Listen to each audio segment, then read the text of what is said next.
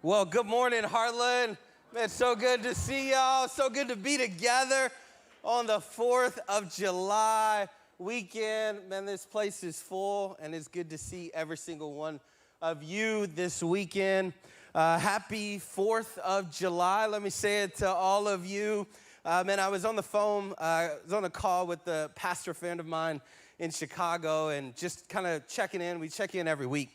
But he was asking me, what you doing for the 4th? The usual question. What you doing for the holiday? Y'all know that. You probably asked 5 people today already. But what you doing for the holiday? Just like, I don't know. We're doing whatever. And he was like, what I love about this holiday, you could tell he's a pastor because he went real spiritual. But he was like, what I love about this holiday is that, man, people who follow in the way of Jesus, they know what it means and know what freedom is and what it looks like. So while we celebrate the freedom of our country, people who follow in the ways of Jesus, man, we've been set free, and so we understand it. I'm like, man, if you don't preach that on this phone call, whew, so good. But hey, that's not what I'm supposed to do. Man, so good, so glad to see all of you. Let me say a special welcome. You might be visiting for the very first time, seeing some family in town and decided to come to church. We're so glad that you took a step into this place this morning. Man, you came on a good day. You entered into a good place, and we're so glad you're here. We love to meet you, love to find out about you. And when you're willing, man, there's 2 easy ways you could do that. You can scan this QR code on the screen, fill out the form there, and somebody from our team will follow up to find out more about you, ways that we can serve you. Or you could stop at the Connection Point booth in the lobby. There are 2 incredible women out there this morning who love to share more about who we are as a church and find out more about you. But we're so glad that you came this morning. I also want to give a shout out to those of you joining us online. You're probably out on the water, on the lake. We see you. I'm not jealous or mad, but we see you. But we're glad that you tuned in as well. Man, it's a good morning. Hey, let me invite our service host to come down to receive our offering. If you're new, there's no pressure to give. This is just our continuation of worship, our act of worship. And as they're doing that, let me tell you about a few things that are coming up here in the life of our church. The first thing is you probably heard this week or saw this week on social media, received the email, is that we were supposed to have a pool party. Our Summer at Heartland events were kicking off this past week, and because of the air quality, we had to reschedule it. So it's now rescheduled for July 19th. So if you already registered, that will just continue over. But if you're like, man, I can't make it that day, that's okay. Just shoot us an email. We'll cancel the registration for you. But if you didn't register and you're like, man, that's a better day because I couldn't make it last time, make sure you head to our website. We just want to get a count for all that are coming. It's absolutely free. All you got to do is register. So make sure you do that. Check that out. The second thing is our item of the month for the month of July. Every single month we want to be good for our town. If people don't come to our church, we at least want them to say, man, I may not agree with that church. I may not agree with their theology, but they are good for our community. And so we want to give back to our community every single month. And so this month's item of the month is backpacks for Stuff the Bus. I know summer just started and you realize, we're talking about school already. Some of you are like, man, I can't wait till school starts because I don't know what to do with these kids. I know that. I see you as well. But hey, we want to provide backpack and school supplies for those in our community. And so we made it real easy for you. If you just scan that QR code, it's up on the screen. It's also out by the item of the month banner. It's also down by the cafe and on the Connection Cart booth. And here's how easy it is. All you got to do is scan that. It takes you straight to Amazon. There's a selection of backpacks that you can choose from. And then we inputted our address, Heartland's address and the name. All you have to do is click Heartland, and it'll ship directly here to the church. We'll receive it, we'll hang it out there, and then deliver them all. So we want to make it as easy as possible. So scan that QR code either now, in the lobby. It's all over the lobby. And that's just the way that we'll support and serve our community this month for item of the month. The next thing I want to tell you about is Heartland Summer Kids Camp is coming up, and I was told by our Heartland Kids director that we need counselors. Y'all know we can't do nothing without some volunteers, and so we need some counselors. But the unique thing about this Summer Kids Camp is that it's a paid counselor position. I know many of you don't do it for the money, But at least you get a little something if you come and serve and work with these kiddos. It's going to be an incredible time. So if you scan, again, we're all about QR codes. Could y'all not figure that out? We try to make it real simple, real easy. But you scan the QR code, fill out the application, and somebody from the Heartland Kids team will follow up. But, man, we need y'all to have a bunch of kids in this building, so make sure you do that.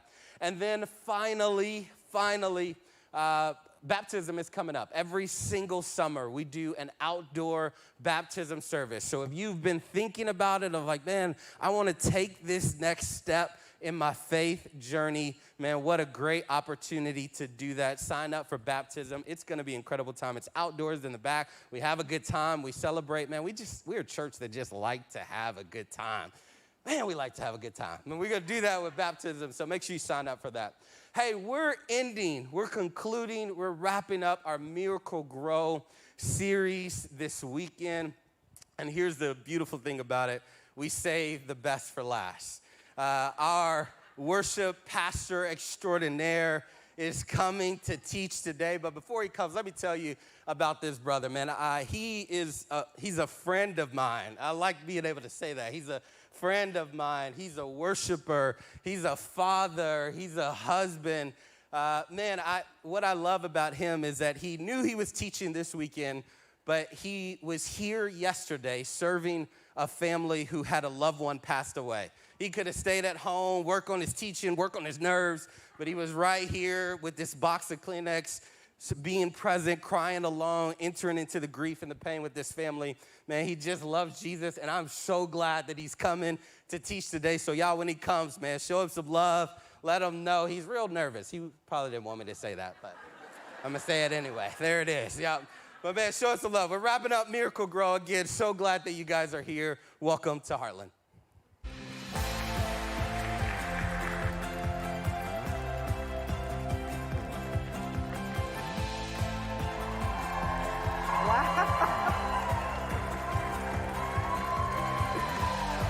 Wow. Well, surprise, everyone. If you didn't know, it's me. Also, the fact that it's so full, I was told this would be a very low attendance service. So the joke is on me. Now, I know some of you, because I want to break something to you, I can actually see when you guys enter into the space during worship time. So some of you may be like, listen, I came 15 minutes late today to actually skip the worship part of the service. And to that, I say it is, in fact, over. I am not singing, but I get the privilege to get to talk to each and every one of you today. But really, the truth of why I'm up here is because quite a while back, I reached out to John, and it was just like, I feel like I'm starting to feel this urge or this nudge to maybe communicate with our church in a different way, really just looking for a little brainstorm. Like, do you have any ideas? And to my surprise, he was like, great, let's have you teach on a weekend in front of everyone. And I was like, that's not quite what I had in mind, but I'm okay to do that. And so I said, but I am going to need ample amount of time. He was like, okay, what are you thinking? And I was like, actually 1 year. I would like 1 year to kind of prep myself to get up here. And literally to an exact year ago, my name was etched on a thing. He put me on the calendar and was like, you're going to get up and talk. So here I am, and all jokes aside, I'm so grateful and honored to get to do this and to be up here with each and every one of you. Like Benny said, today I get to wrap up our Miracle Grow series, where we've been walking through 4 different ways that we believe that God uses to grow our faith. And so just as a reminder, that's practical teaching was the first week, pivotal circumstances, private disciplines, and then last week Jake talked about providential relationships. And today we get to dive into the 5th one, which is personal ministry. Walking through these last 4 weeks, I've been reminded that faith is truly the essence of our relationship with Jesus. The more that it grows and develops, the more our connection with him grows and develops. And I don't think that Jesus wants it to grow just so we can be better Christians. I believe that he wants it to grow so our relationship with him goes deeper, so that we grow closer to him. His ultimate desire is a relationship with you and I. And I believe that that relationship with Jesus is founded on big faith. Have you ever had someone ask you to do something, or maybe you heard about this need that there was and you just couldn't get that thing off of your mind?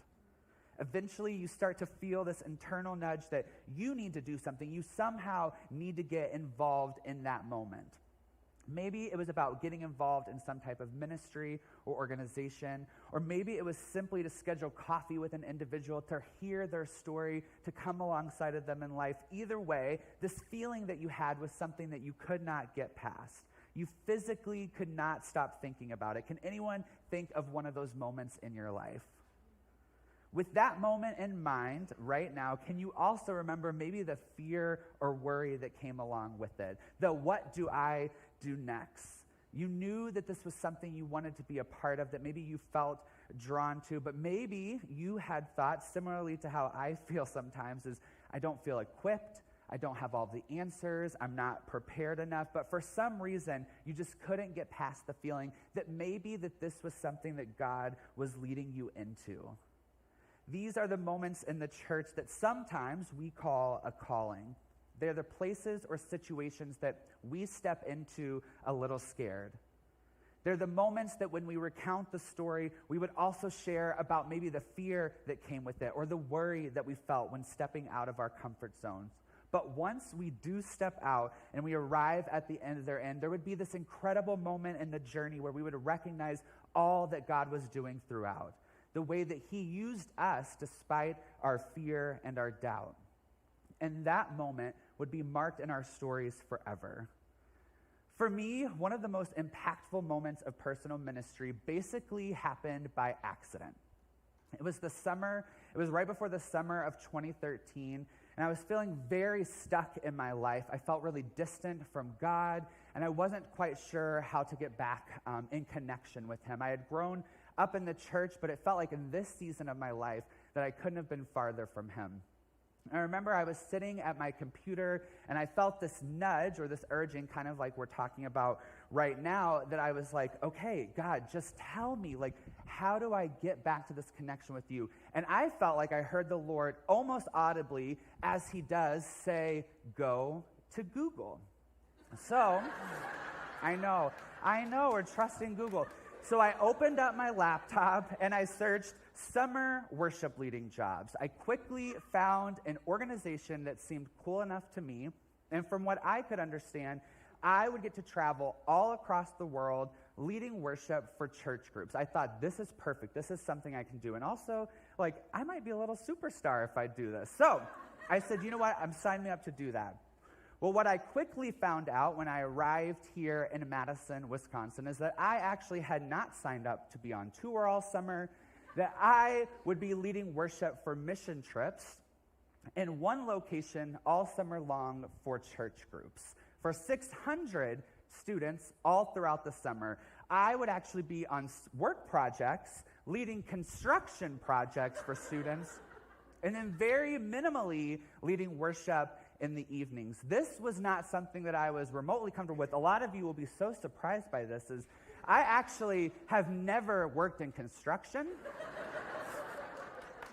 nor do I know the first thing about building anything, but still I felt like this was something that God was leading me to. I was not on tour. I was not a superstar. I was not going to be doing anything that I was remotely comfortable with. But still, I felt the nudge that this is where God was leading me. And I'm so glad that I said yes. That summer changed the trajectory of my entire life. The people I met, the students I loved, the team I served will all be a part of my faith story forever. This was one of the hardest things I had ever done, but I had never felt closer to Jesus. Here's a photo. I loved that summer.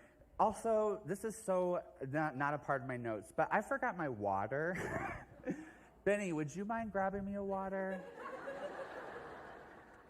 Nobody wants the dry mouth. But that summer is truly why I'm here today. I ended up serving another summer, then moving here to work full-time for the organization, which led me to Heartland and is why I'm on staff here now. I had the choice in that moment to say no the minute that I felt uncomfortable and unqualified. But somehow I knew that saying yes to that, saying yes to being uncomfortable and feeling unqualified would bring me closer to Jesus. I knew that this yes would stretch me into the person that he was calling me to be. As we continue to grow in our faith, trusting in Jesus more, having more confidence in who he is, and deepening our relationship with him, I can almost guarantee you that at some point you are going to feel this. This morning, I just want to talk about that tension. When God is inviting us into something that we are uncomfortable with, what will you do? Because I believe many of us, if not all of us, can identify that situation right now. Now, one of the best examples of this is a very familiar story in the Bible. If you've been in church or been in Sunday school, I think here's my water. Is that my water? Yeah, one moment. Thank you so much. I appreciate that. Okay, what would we do without Benny? This just would have gotten progressively worse, so that I appreciate you.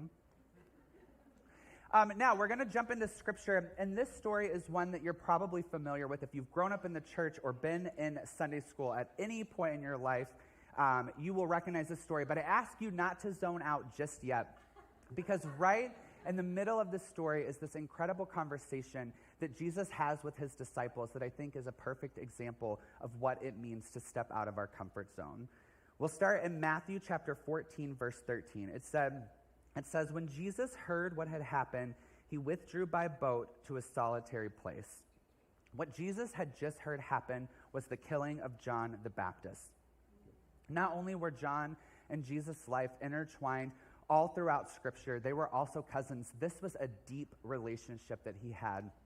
So when he heard about John's death, he had went away to be alone to grieve that. But that alone time did not last long. We continue reading. Hearing of this, the crowds followed him on foot from the towns. When Jesus landed and saw a large crowd, he had compassion on them and healed their sick. As evening approached, the disciples came to him and said, "This is a remote place and it's already getting late. Send the crowds away so they can go to the villages and buy themselves some food." First, just the amount of unbothered that people were, that while Jesus goes intentionally to be alone, they keep seeking him out, is really interesting to me. It's just this reminder that this culture of placing our personal desires above others is something that was happening a long time ago. Second, and maybe my most favorite part of this, is I love that the disciples are addressing the fact that people want to eat. That is like top priority for them. I imagine maybe at this point they're like, the crowds are getting a little hangry, Jesus. It's time to wrap this up. But what I think really was maybe happening was that the disciples were actually just the ones hungry. It was kind of one of those moments where they were like, the asking for a friend, like, when are we going to wrap up these incredible miracles so we can go grab some dinner? Either way, I love that food for them was just a top priority. Now, this next part is really where the story begins to turn. It's a moment that is so important when it comes to your story and to mine. Verse 16 says, Jesus replied, "They do not need to go away. You give them something to eat."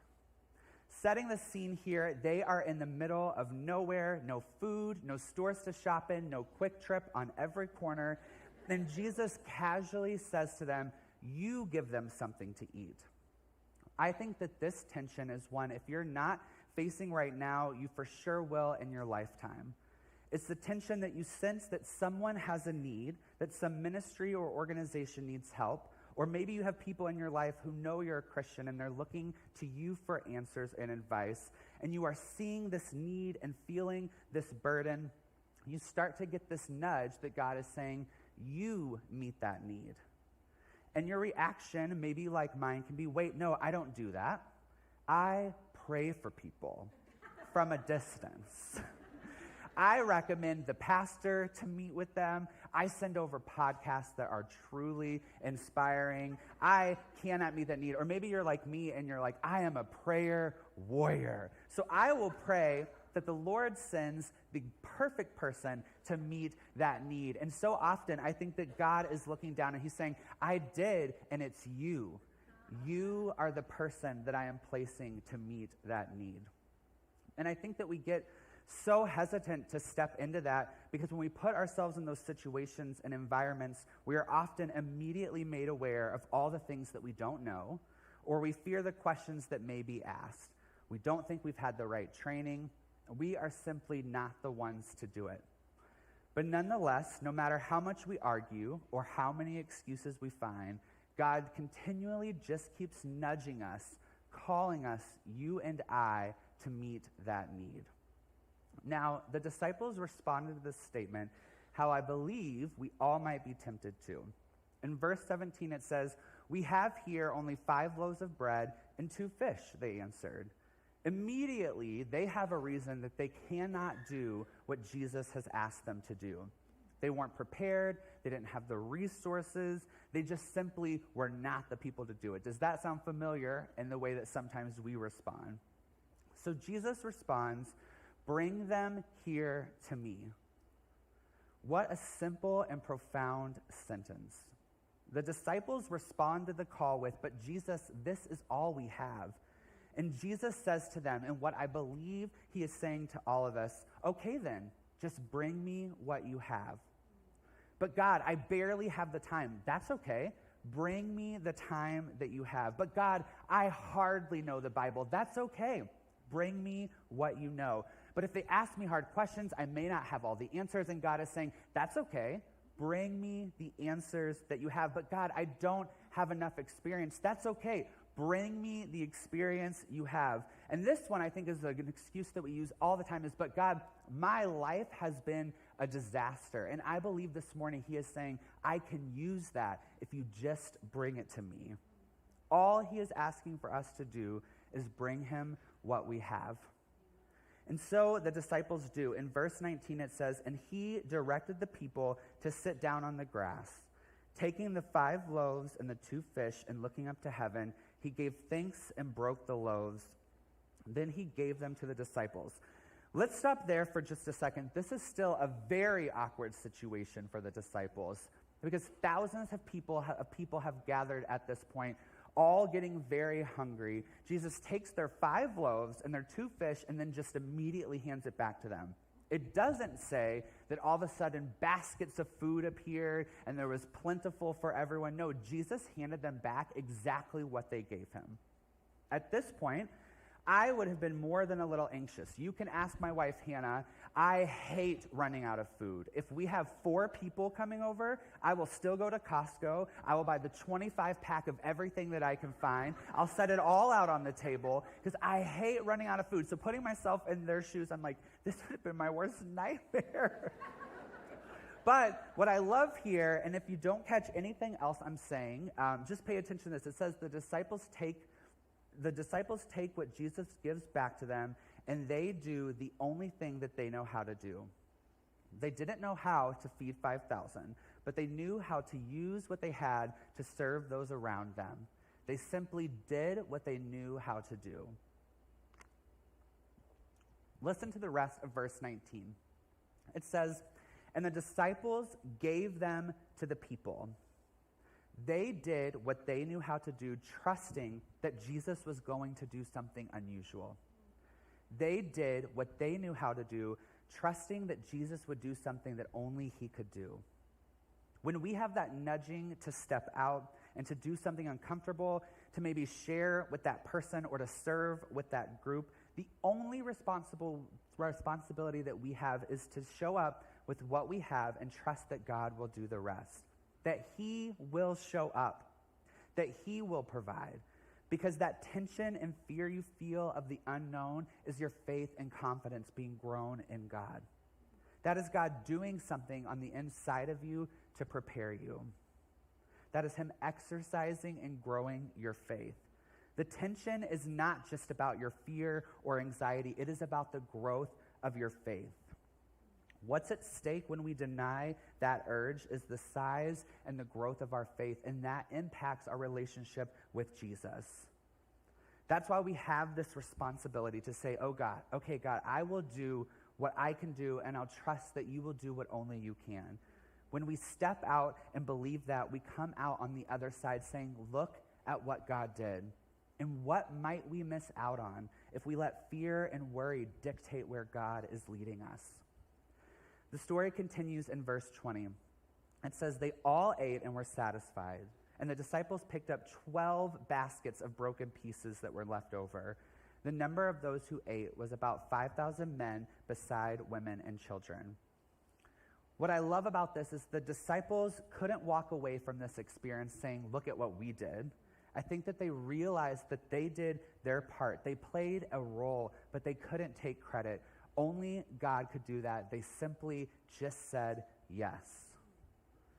And I don't believe that Jesus performed this miracle because he was just running out of options and thought this could be a really good one. No, I think that he knew that he was going to pass off this ministry work to those individuals. And if their faith and confidence in God was not strong, it may not work. So all of this was to teach the disciples to trust him and then trust him some more.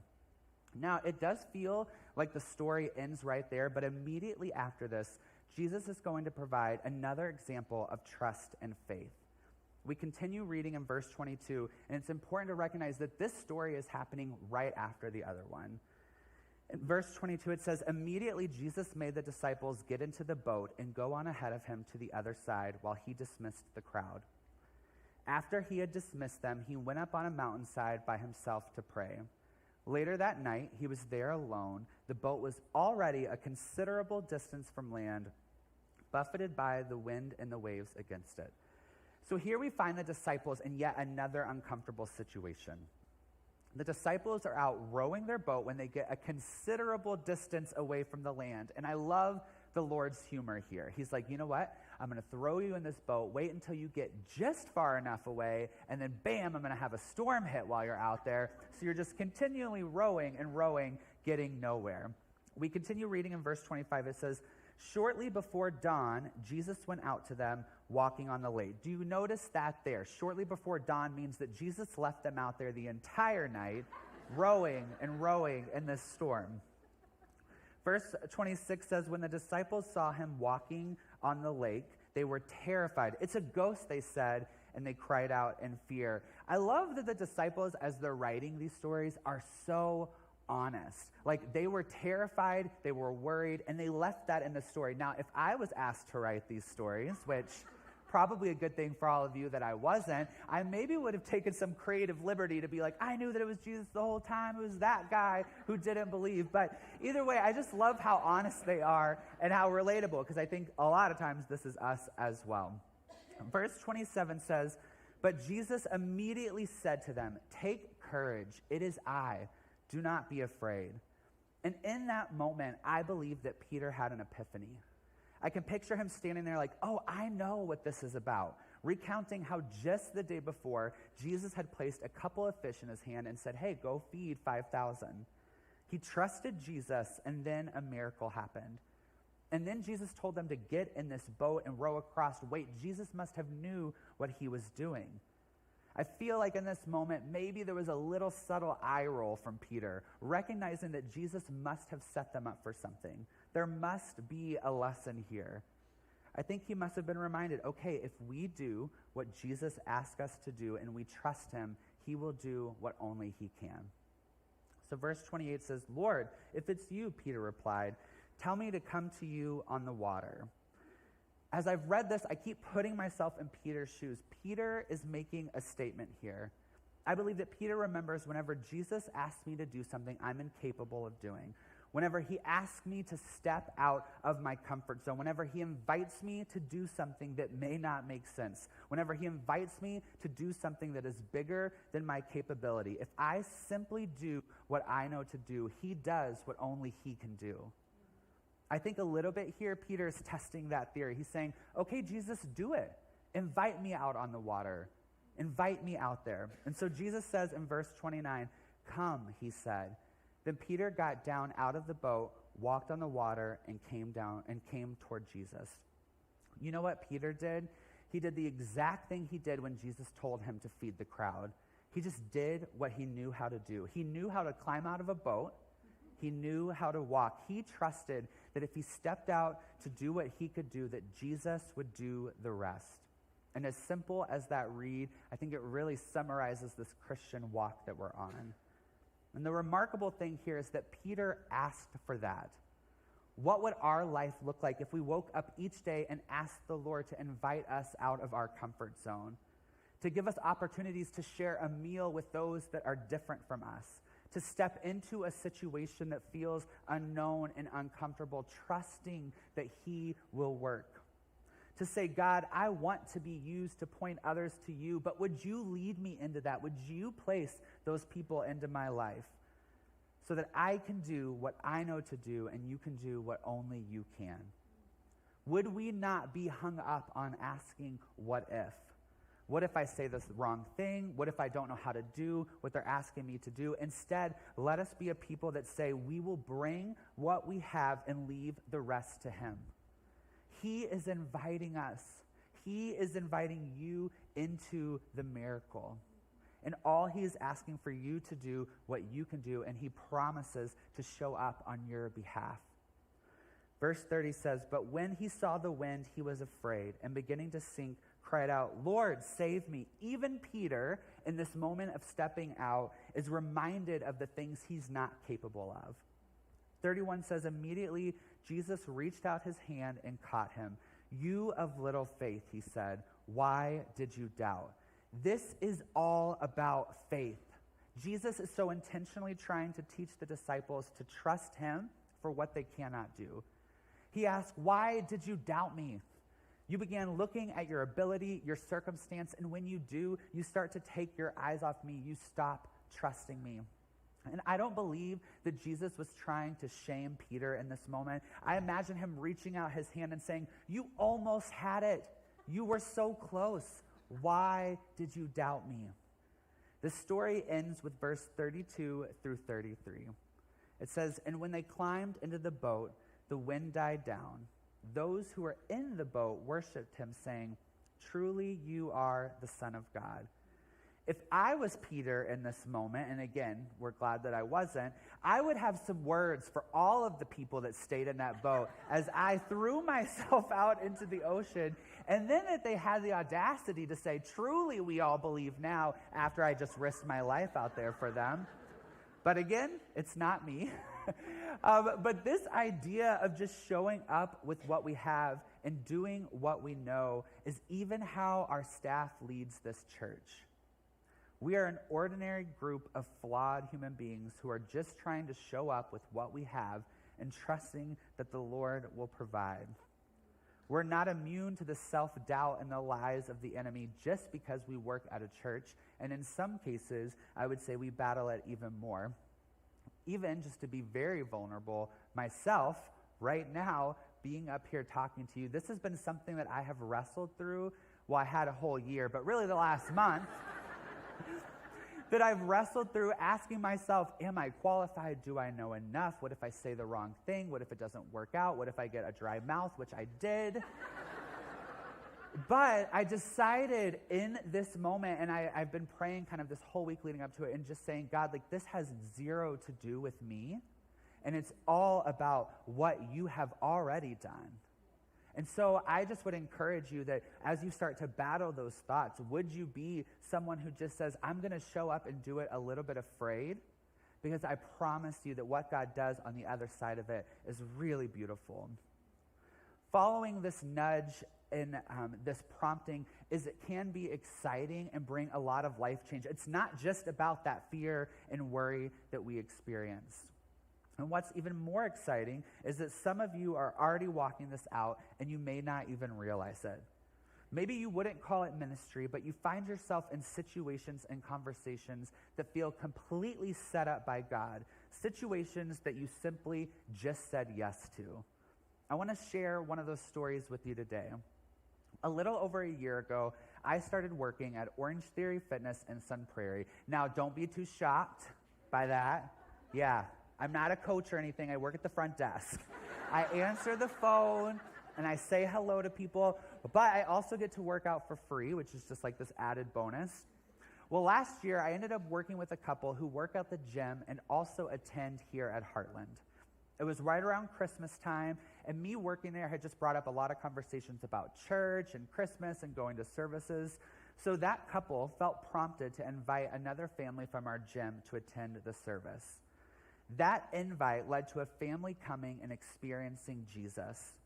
That invite has led to a baptism, rooted groups, and complete life change. And now that family is telling even more people about Jesus and the hope that has been found in him right there in the gym. Just the other day, I was introduced to another member of the gym who is struggling and just looking for some hope. I was introduced to her by the family member who is invited to Christmas. Are you seeing how this works? Are you seeing the domino effect that happens when we say yes to where God is leading? The more that we see ourselves as facilitators of kingdom work, the more we are allowing the Lord to grow our faith. You saying yes is not just about the benefit of that person or that organization.